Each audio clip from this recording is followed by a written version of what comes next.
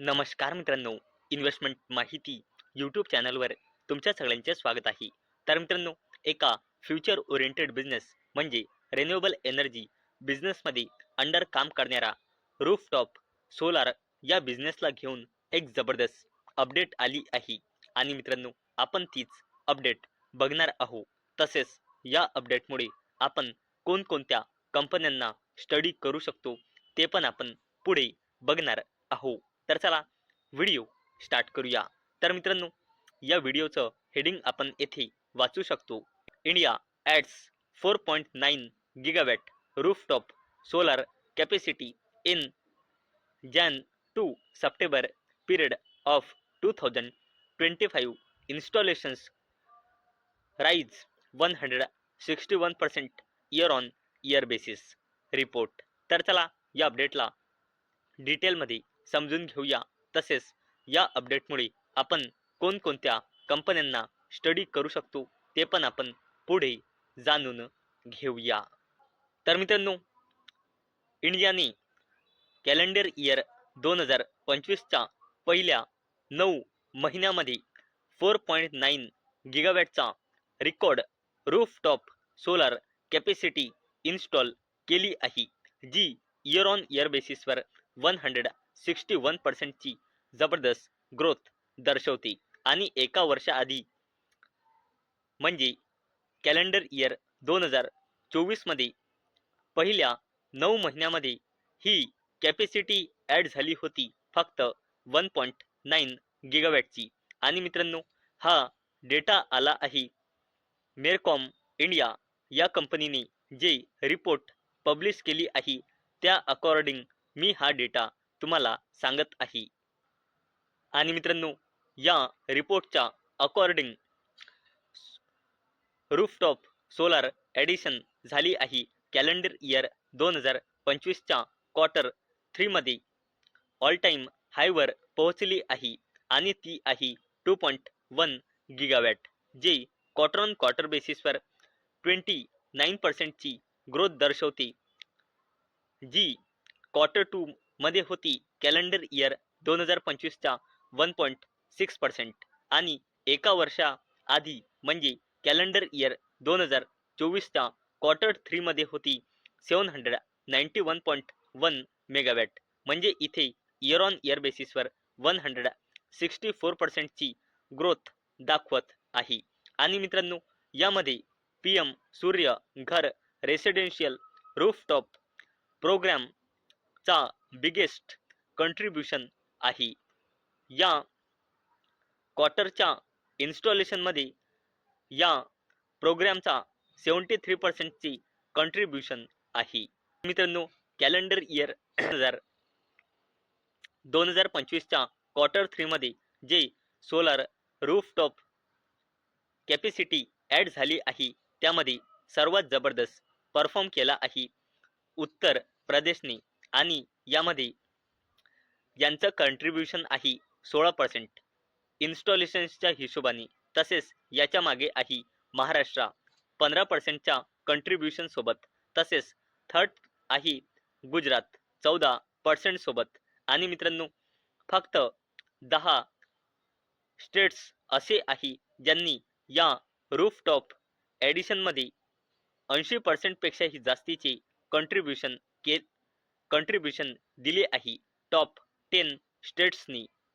आणि मित्रांनो, calendar year 2025च्या पहिल्या 9 महिन्यामध्ये या रूफटॉप सोलार रूफटॉप ॲडिशनमध्ये सर्वात जबरदस्त टॉप कंट्रीब्युशन आहे गुजरातचा 16%.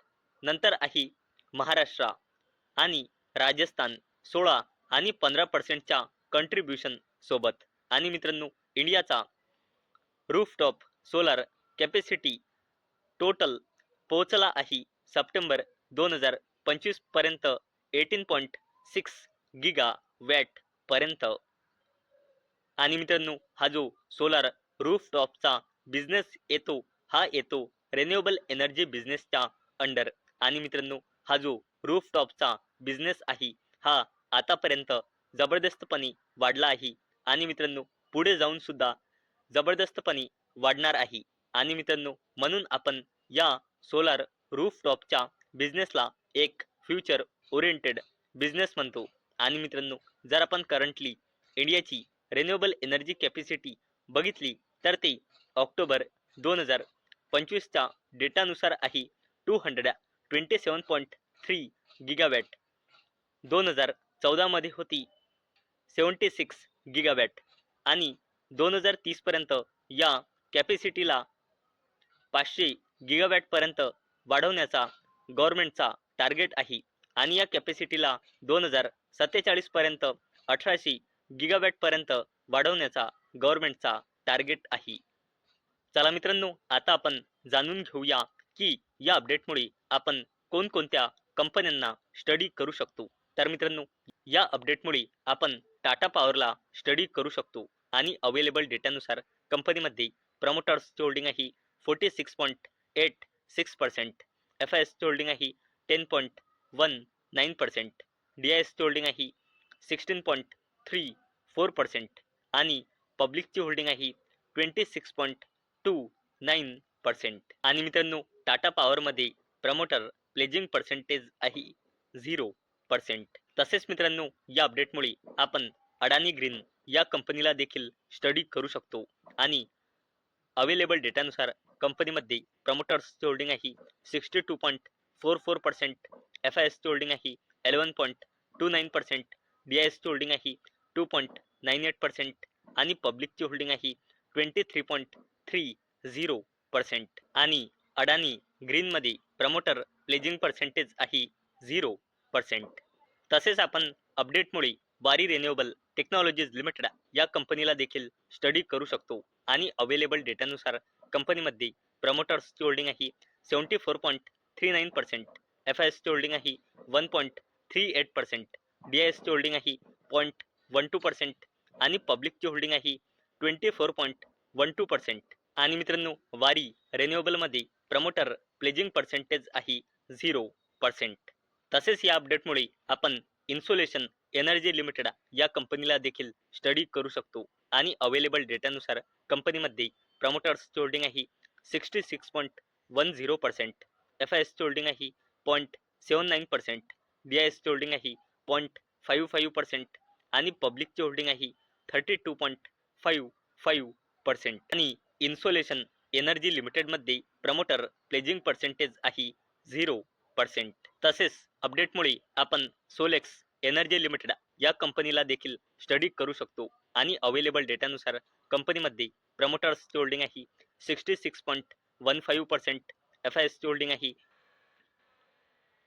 0.09%, DISची होल्डिंग आहे 1.02% आणि पब्लिकची होल्डिंग आहे 32.75%. आणि सोलेक्स एनर्जीमध्ये प्रमोटर प्लेजिंग पर्सेंटेज आहे 0%.